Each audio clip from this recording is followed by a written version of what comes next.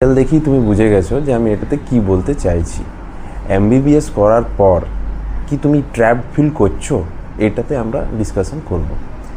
MBBS হচ্ছে 5.5 বছরের course, তার মধ্যে 1 বছর ইন্টার্নশিপ করতে হয় সেম প্যারেন্ট কলেজ থেকে। But after 5.5 years you know nothing, তুমি কিচ্ছু জানো না। তোমাকে শুধু রক্ত টানানো হয়, শুধু চ্যানেল বানানো করা হয়, শুধু ফাইল ওয়ার্ক করা হয়। তুমি শিখতে পারবে যদি তুমি পেরিফেরি কলেজেস থেকে এমবিবিএস করেছো, না হলে ম্যাক্সিমাম কলেজেসে একই অবস্থা আছে। তাহলে এবারে তুমি করবেটা কি? তুমি কোনো ট্রিটমেন্ট জানো না, সেই জন্যে আন্ডার কনফিডেন্ট।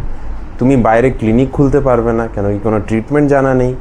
মেডিকেল অফিসারের রিক্রুটমেন্ট নেই।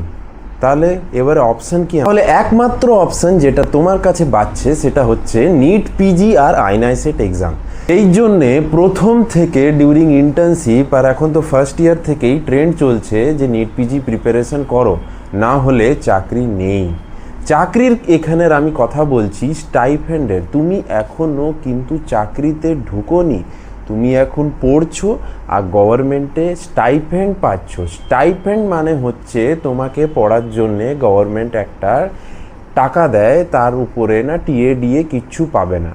তো এটা হচ্ছে যারা পড়াশোনা করে, যেমন এমবিবিএস করার পর ইন্টার্নশিপে আমরা একটা স্টাইপেন্ড পাই, ওয়েস্ট বেঙ্গলে সেটা সব থেকে বেশি আছে, বাট বাকি স্টেটে অনেক কম।